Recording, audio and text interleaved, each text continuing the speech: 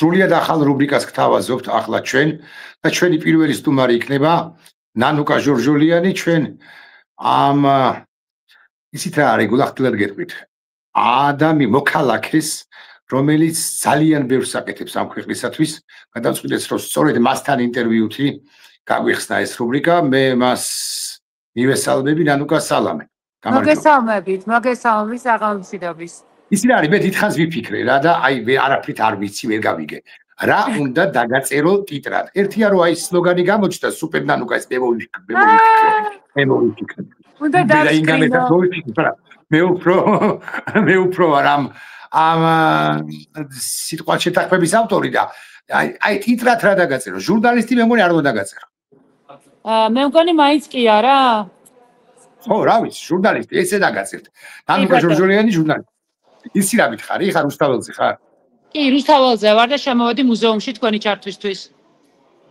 ყოველ დღე დადიხარ ნანუკა ვერა ყოველდღე ვერა მაგრამ შეძლების დაგვარად მაქსიმალურად ვთვლილობ რომ მოვიდე იმიტომ რომ ძალიან მნიშვნელოვანია აქ ძალიან მნიშვნელოვანია ის რომ ადამიანებთან რაღაცა ეს კომუნიკაცია საუბარი ერთმანეთის დანახვა ძალიან ანუ ყველა აქ ერთმანეთს უნდა ვხედავდეთ ახლა ხო და ეს აი ამ ხნის განმავლობაში 160 დღეა დაახლოებით მიმდინარეობს ეს აქციები და მეც ახლა ბევრჯერ ყოფილი ვარ მაგრამ შენ თქმის არ იყოს ყოველ დღე არ გავსულ ვარ ხო არ იღლები აი გულახდილად მითხარი არ დაიხტუ ახალ мотиваციას გაძლევენ ეს მოქალაქეები რომლებიც არიან ქუჩაში ახალგაზრდები პირველ ყოვლისა მაგრამ არა მხოლოდ ახალგაზრდები ხა ჭარმაგებსაც ნახავ ხა რუსთაველზე ხო კი ნამდვილად სხვა ხა ჭარმაგს უფრო მეტად ნახავ ვიდრე ახალგაზრდას ახალგაზრდები მაშინ არიან როდის რაღაცა ხელწერტილში და ხმაურში უფრო ჩნდებიან ხოლმე ახალგაზრდები და როცა ესეთი აქციებია აქ უფრო მეტად ისეთი ადამიანები არიან საშუალო ასაკის ადამიანები და მოქალაქეები. რაც შეეხება ენერგიას ბევრი რამე მაძლევს. მათ შორის ქართული ოცნებას კარგად მტენის, თქვენ მაგაზე არ იდარდოთ. მე ხომ მაგაზე ტრეკაზე შემოსულა ძალიან სერიოზული დატენვა იყო ჩემი. მოდუნებული ვიყავი და ხომ უცებ გამომაცოცხლეს. ამიტომ რაღაცა ენერგიის დამტენი და მომცემი ბევრია ჩემს ირგვლივ. ნანუკა კი მესმის, მაგრამ აი როდის ჩათვლის შენ რომ შენი, აი პერსონალურად შენი ნანუკა ჟორჟოლიანის ბრძოლა როგორ ვთქვა ისი აზრს მოკლებული არა პირიქით აზრიანი ყოველთვის არის მაგრამ დამთავრებული აი ჩათვლი თუ არა მაშინ როცა ქართული ოცნება წავა ხელისუფლებიდან მაშინ ან შეიძლება სხვა მომენტი დადგეს აი როდის გადაწყვეტ რომ აი ხო დაწერე საჯაროდ რომ მე ეს სახლი ბაქო კიპროსშიო და მე ვიქნები შენ სტუმარი რომელიღაც ეტაპზე თუ დაპატიჩებ ხო აი როდის ჩათვლის ვთქვით რომ წახვიდე და 1-2 თვე იყო იქ აი რომ ეხლა შენ არა გაქვს შესაძლებლობა და საშუალება არა იმდენად მატერიალური, ამდენადაც აი მორალური უფლება არ აქვს, რომ წახვიდე ახლა 2 თვით თუ 3 თვით განმარტოვდე კვიპროსის სახლში, ხო? კი, ზუსტად ცოტა ხნით წინ ვეუბნებოდი აქტივისტებს, აქ ბავშვებს ვეუბნებოდი, რომ მე ახლა 4-5 დღით უნდა გავიდეთ, ხო? იმიტომ რომ მაისში აქ დაიწყება საგიჟეთი, თქო და მე აქედან ვერ გავალთქო და შესაბამისად ეს უნდა მჭირდება თქო და მართლა ჩემს მეგობარ დიკო ჯეჟუასთან და წავედი და რომ ჩამოვედი მეორე დღეს დილით, ანუ ღამე ჩამოვედი და რომ გათენდა პროკურატურა დამადგა და ბავშვები მეკითხებოდნენ რომ იცოდიო ანუ ესო როგორ დაანონსეო რომ მოთხარ ახლა გამთენისას თუ მოვიდოდნენ არ ვიცოდი მაგრამ იდეაში რომ უახლოეს მომავალში მოვიდოდნენ ეგ ზუსტად ვიცოდი და შესაბამისად მე მგონია რომ მე სულ როდესაც ვამბობ რომ ხალხმა მე არ მაქვს პოლიტიკური ამბიციები და ამის ვიღაცას ჯერა ვიღაცას არ ჯერა სიამძულეში ამას გულისხმობ რომ მე წარმომიდგენია რომ მექნება ძალიან მშვიდი წყნარი ცხოვრება დავტყვებ იმ შედეგით რასაც ყველა ერთად მივაღწევთ და ჩემს თავს უფლებას მივცემ რომ რაღაცა ხშირად ქვეყანაში არ ვიყო დისტანცირებულად უკვე ჩემ თავს ის დრო დაუთმო რაც აი ბოლო ის დრო და ენერგია და რესურსი რაც ბოლო არ ვიცი რა 25 წლის განმავლობაში ვერ მივეცი 25 წლის განმავლობაში ხო რაღაცა სხვადასხვა ჯერ როდესაც ტელევიზიაში ხარ თავს იმკვიდრებ მე გადაცემას იწყებ თავს იმკვიდრებ გასაგებია რომ ასეთი ტიპის ბრძოლაში მე არ ყოფილვარ პერსონალურად მაგრამ ვფიქრობ რომ ყველაფერი მაინც მეტნაკლები ბრძოლით მოვიპოვე ამიტომ მე ვფიქრობ რომ როდესაც ქართული ოცნება წავა თუმცა ქართულ ოცნებამდე მე ჩავთვლი რომ დიდ გამარჯვებას მივახცეთ, როდესაც პოლიტპატიმრები გამოვლენ. არ ვიცი ეს რამდენად მოხდება ქართული ოცნების წასვლამდე. სიმართლე რომ გითხრათ, მე ესე ამ პროცესს არ უყურებ, მაგრამ გამეხარდება. თუ ქართული ოცნება რაღაც ნაბიჯად ამას გადადგამს და პატიმრები გაცილებით უფრო ადრე გამოვლენ და მე უკვე რაღაცა უფრო სხვა ძალებით ვიბრძოლებთ, რომ ქართული ოცნება წავიდეს. თუმცა მე თავისუფლებას მივცევ რომ გითხრა ამგვარი რამ. აი იმგვარი მოქალაქეები, აი დიდი ასობგერით მოქალაქეობის შენახა, რასაც შენ აკეთებ, ანუ რა ეს თანხების მოზიდვა, გარკვეულ ადამიანებს უჭირთ, გარკვეული ადამიანებისთვის შეხიდება და ასე შემდეგ. წავიდეს ქართული ოცნება, მაგრამ თავისუფლებას მივცევ ასეთი რამ გითხრა. და მე მგონი მოგწერე კიდეც 1 2 3 კვირის წინ რომ შენ მომავალი კარგი არა უკეთესი ხელისუფლება რო იქნება მაშინაც კი ამგვარად ენერგიული ადამიანების საზოგადოებას დასჭირდება და მე კათინაურსაც გიკეთებ ეხლა შენ და ფაქტსაც აღვნიშნავ რომლებიც ყველა ნებისმიერი მომავალი ხელისუფლება ხო ვერ ამოავსებს იმ ხრელებს რომლებსაც უტოვებს ქართული ოცნება რომლებიც არსებობს საზოგადოებაში და აი ამგვარი რაღაც საქმელმოქმედო თანხების შეგროვება სხვისთვის გადაცემა ეს შეიძლება სულ იყოს ან დიდხანს იყოს აუცილებლად მე მგონია რომ სულ იმიტომ რომ მე სულ რას გულისხმობ ყოველ შემთხვევაში ვიდრე მე ამას მოვახერხებ და შევძლებ რა თქმა უნდა იმედია რომ უსასრულოდ არ გაგზავნა თუმცა ძალიან განვითარებულ, ძალიან დაალაგებულ და ძალიან აწყობილ ქვეყნებშიც კი დღემდე არის მსგავსი ტიპის ფონდები. ხა ოპრა ვინფრიმ გააკეთა ამერიკაში და ელენმა და ყველა რაღაცა სხვადასხვა შინაარსზე დატვირთ, თუ აქვს ვიღაცა სტუდენტს აფინანსებს, ვიღაცა სხვა თემს აძლიერებს, ანუ ნებისმიერ შემთხვევაში საჭიროა მე ვფიქრობ და ამის საჭიროება დარჩება, იმიტომ რომ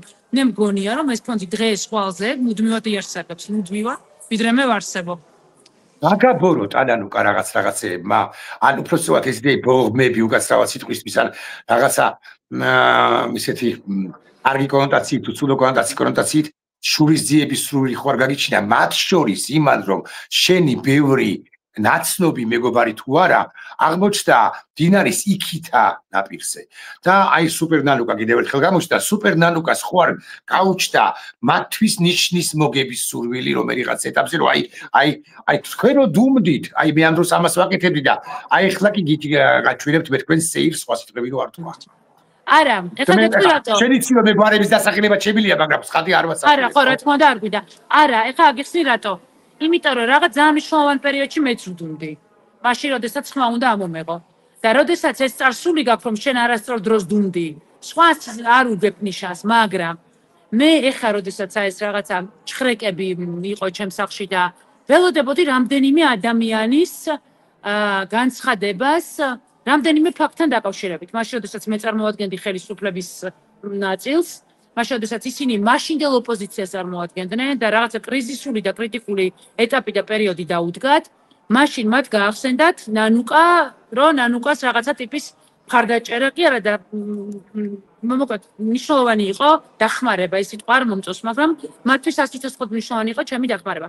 და შესაბამისად ეხლა ვინმე ვატო შანქარაშვილი რო ამბობს რომ მე ამას ვიგონებ პიარისთვის, იმედში მომუშავე ჩემმა მეგობარმა რომ იცის რომ მაშინ როდესაც თვითონ რადიკალურად განსხვავებულ პოზიციას წარმოადგენდა და მე ნაციონალურ მოძრაობას და ხელისუფლებას და როდესაც სასიცოცხლოდ დახმარება დასჭირდათ ნანუკას ნომერი გაახსენდათ პირდაპირ ანუ მინიმუმ ის ხომ შეუძლიათ რომ ვატოს უთხრან რომ ვატო ეს არ არის შენ შეიძლება პოლიტიკურად ნანუკას არ ეთანხმებო და არ მოგწონდეს ოკეია რას ამბობთ მაგრამ მაშინაც კი როდესაც 2012 წლამდე პერიოდში ნანუკამ გაგვიკეთა არასწორი სიტყვა ნანუკა ახერხებდა ამის გაკეთებას ანუ ამ ადამიანებისგან გულწრფელად ველოდებოდი სტატუსს რომ ეთქვათ რომ ასე არ არის სინამდვილეში ანუ ნანუკას ამის კეთება დღეს არ დაუწყია უბრალოდ მაშინ ნანუკა ამაზე არ ასაჯაროებდა მაგრამ ამის შესახებ ინფორმაციები აქვთ ამ ადამიანებს რომელთა სიტყვასაც დღეს აქვს ფასი ადამიანურად ამ სოლიდარობას ველოდებოდი რატო დუმად იმიტომ რომ აი მე ამ ადამიანზე აი ორ ადამიანზე ვიზეთ ძალიან გამიცრუდა იმედები მერკანტილური ინტერესების გამო იმიტომ რომ მე მაშინ მეგონა რომ ისინი იბრძოდნენ იმ რეალობის შეცვლისთვის, რასაც ერქვა უსამართლობის დამარცხება. მართლა გულწრფელად ესე მეგონა რა. რომ უსამართლობას ამარცხებდნენ, უსამართლობას ებრძოდნენ. თან ძალიან ისე ებრძოდნენ რა თავდადებით. რისკებზე მიდიოდნენ. დღეს მივხვდი რომ მათმა კარგმა ხელფასებმა, მოგებულმა ტენდერებმა ისე მოახერხა მათი გაჩუმება იგივე შინაარსის უსამართლობაზე, რომ მათი мотиваცია იყო ზუსტად იგივე. ანუ მათი мотиваცია იყო ძალიან მერკანტილური, იმიტომ რომ დღეს როგორ შეიძლება შენ დუმდე, მაშინ თუ იგივეს აპროტესტებდი. ხო გამორიცხულია და ამიტომ ეს ადამიანური იმედგაცრუება მაქვს, სიმართლე რო გითხრათ და იმის იქით ახლა როცა მე ვიცი რომ მე გუშინ 2012 წლამდე მე თვითონ დუმდი არასწორ მომენტებში და მე თვითონ სადაც ხმა უნდა ამომეღო არ ვიღებდი ხმას ეხლა ნუ ვიღაცების მესმის ეხლა მე გასაგებია რომ ჩემი ინტერესი მერკანტილური არ იყო, უფრო განპირობებული იყო პირადი ცხოვრების უხერხულობით რა. როდესაც რაღაცნაირად რაღაცა ამ სტატუსის მატარებელი ხარ და ხმას იღებ, მაშინ რაღაცნაირად ან ოჯახი უნდა დაანგრიო, ან გულწრფელობაში ამას ვერ ჩაგითვლიან და მე ამ შემთხვევაში აღმოჩნდი მაშინ სუსტი. და რაღაცნაირი გადაწყვეტილებები ვერ მივიღე და დღეს ის ადამიანებს, იმ ადამიანებს არ აქვთ პირადი ცხოვრების ხელბორკელი. ძალიან ძნელია პირადი ცხოვრების ხელბორკელი. ძალიან მარტივია, როდესაც ჩემ ფინანსური мотиваციის ხელბორკელები გადავს, რომ ნებისმიერ შემთხვევაში უნდა აიწყვიტო რა. ნებისმიერ შემთხვევაში ეგ უნდა აიწყვიტო რა. შემოვიდნენ ნანუკა შენთან სახლში, აი ეხლა მამაც რო გამოვიდა და ინერვიულა და შენ რო აჩერებდი და მოკლედ ერთი ამბავი რო იყო და 9 მილიონი თბილისის ქართველი რო მიყურებდა და უცხოეთი რო მიყურებდა და ასე და მე ესე ვიწმენდიობს და ვაიმე რა მოხდება ეს და მე არ მომჩვენებია რომ შენ ერთი წამით დაბნეულ ხარ არ ჩვენებია და შეგეშინდა მაგრამ ეს ტიპები აი ეს ვინც შემოვიდა ხო ამ ტიპების თვალებში ხომ არ შეგინიშნავს ან ის რომ არასწორად იქცევიან, აი თვალებში, აი ემოციურ დამოკიდებულება როგორი ჰქონდათ. აი ეს ძალიან მნიშვნელოვანია ჩემი მოსაზრებით. ეს არ არის, რაც შეუნდა მე, რაც რა უნდა მითხრა ეს, მაინც სუბიექტური აღქმა იქნება, მაგრამ აი რა იგრძელი ზოგ მათგანში მაინც თვალი დახარ ეს. ნახეთ როგორ არის, როდესაც შემოვიდნენ და ვიძახთ რომ მე ამათ არ ვენდობი და არ ვთავ ტელეფონს და მე მამა ჩემთანაც ისხდნენ. აი რაღაცა ძალიან გულწრფელად ამბობდნენ რომ ჩვენ აქ არ ვართ მოსული ჩვენ აქ არაფრის გასაფუჭებლად არ მოვსულვართ და სუსტი თანამშრომლები ამბობდნენ სხვათა შორის ამას რა და იმ კონკრეტულ მომენტში მე ჩვენებოდა რომ მართლა არაფრის გასაფუჭებლად მოსულები არ იყვნენ ანუ გაფუჭებაში რას გულისხმობ რაღაცის ჩადებას ხო ხვდებით რას გიხსნით ახლა მე ნარკოტიკს ვერავინ ვერ ჩამიდებს იმიტომ რომ გამორიცხულია ახლა ნარკოტიკს არ კოფეინი ან ყავას ავსო შესაბამისად ჩემი ჯანსაღი ცხოვრების წესთან გამომდინარე ქეშს ვერ ჩადებ ახლა ესე როგორ უნდა ჩადო ხო ქეში მაგრამ მართლა სერიოზული უნდობლობა მქონდა თან ვერ მივხვდი პროკურატურას რატო აკვირდებოდა სუსი მართლა ვერ მივხვდი ანუ რა შეჭირდებოდა ჩაცმული მოწესრიგებულ პროკურორს უკან სუსი რომელიც სახეს მალავდა აი სიმართლე რო გითხრათ 3-4 პროკურორი იყო ხალი რომელსაც მოსწონდა ეს როლი რა როლშიც იყო და ფიქრობდა რომ რაღაცა ძალიან მნიშვნელოვან кейს მართავდა და ეს მის კარიერაში იქნებოდა ისტორიული იყო ძალიან გამოპრანჭული დილის 8 საათისთვის, იმიტომ რომ მან ზუსტად იცოდა რომ ეკრანზე მოხდებოდა. იყო ასაკში კაცი, რომელიც ობიექტურად მისი სიცითლე, ანუ უკვე ძალიან მეტყველებდა იმაზე, რომ წნევის ამბავიც ჰქონდა და ანუ ჯანმრთელობა აწუხებდა და წყალირამდე ჯერმე მოითხოვა და არ მოსწონდა ის როლი რაშიც იყო და თავისთვის მერე გვერდით იჯდა და როდესაც შესაძლებლობა ჰქონდა რომ არ ჩარეულიყო არაფერში არ წერეოდა იყო ახალგაზრდა ბიჭი, რომელმაც ხელი ჩამოგვართვა რომ გავიდა და საბამრო ინერვიულა და მეორე პროკურორს დაიძაბა იქ ვითარება ძალიან ინერვიულა და გულწრფელად ამშვიდებდა ჩემს არასრულ თამაშვილს და იყო პროკურორი ციანიდის საქმის პროკურორი. რომელიც იყო ციანიდის საქმის პროკურორი რა. რომელსაც როგორც ჩანს ძალიან თამამს და ძალიან რაღაცნაირს ეს საქმე ანდეს იმიტომ რომ აი რაღაცა ხვარი პროკურორი რომელსაც გავლენას არ მოახდენს არაფერი, არც სენტიმენტი, არც გადარჩენილი ბავშვი, არც გადარჩენილი მოხუცი, რომელსაც აქ დავალება, რომ აი ეს საქმე უნდა გააკეთოს და გააკეთებს რა. მასზე გავლენას არაფერი არ მოახდენს. აი ესეთი იყო ციანიდის საქმის პროკურორი. ანუკა ეს ბავშვები რომლებიც დამოუკიდებელ საქართველოში დაიბადნენ ჩვენ მაინც მეც და შენს ისევე როგორც მაყურებელთა გარკვეული ნაწილი ხო დარწმუნებული ვარ ახალგაზრდების გვიყურებენ მაგრამ ასევე გვიყურებენ საბჭოთა კავშირის დროს დაბადებულები ამ დამოუკიდებელ საქართველოში დაბადებულებს მე სულ მეგონა რომ აი მიდრეკილება სულაც არ ქონდათ პატრიოტული საკითხებისა და მე სტერეოტიპი შემიცვალა გულწრფელად გეტყვი ერთმა ადამიანმა ცეცხლაძე რომელიც რო იფიცება გმირთა მოედანზე ან სიტყვას რო წარმოთქვამს რაღაც აქციაზე ან წერილს რო მაგზავნის საპატიმროდან მე მგონია გულახდილად გეტყვი რაღაც არქეტიპი აი 80-იანი წლების ან შეიძლება მე-19 საუკუნის ხო აი ძალიან მინტაშია თან თანამედროვე ტიპია ხო და თან რაღაცა ძველი ყაიდის კაცსაც აღგავს, ხო, აი, მეც ძველი ყაიდურად თქვა, ხო? ეს ბავშვები კარგად ხვდებიან, რომ აქ დასავლეთი, რუსეთი, დემოკრატია, ლიბერალი, არა, აქ არის სახელმწიფო გვექნება, თუ სახელმწიფო არ გვექნება. აი ესე, აქ როგორი სიტყვა მოვიგონო, გასიღრზე განებული გვაქვს ყველას. ნახე როგორ არის, მე ასევე უნდა დავამატო ეზო კიკნაძე, კი, აქ შევი ბოდიში. რეზოსთან ბოდიში, კი. ასევე უნდა დავამატო საბას, ხუთა მოკლედ ნახე რა არის ვიღაცა არ გამოვიჩეს რა. ეს ბავშვები არიან აბსოლუტურად სხვა შიგთავსის, ზოგი ვინტაჟი, ზოგი უფრო კიდე სხვაგვარი, მაგრამ ძალიან ქართველები. ოღონდ ქართველები არა ისე როგორც ნანა კაკაბაძეს ესმის და ვატო შაქარაძოს. არა, ის რუსულ ქართველობაა. ანუ არა, ეს ბავშვები არიან ქართველები თავისი ტრადიციებით, თავისი არ ვიცი, აი მაგალითად რუსთაველზე რო ათენებდნენ ხოლმე ღამეს, ქსეუს ახალგაზრდული მოძრაობა ყოველ საღამოს ერთობოდა ქართულ სიმღერებზე. ოღონდ ყველაზე მთავარი გითხრათ, იციან ყველაფრის სიტყვები. ანუ რაღაცა თითქოს ერთი პერიოდი რაც ტრენდი არ იყო.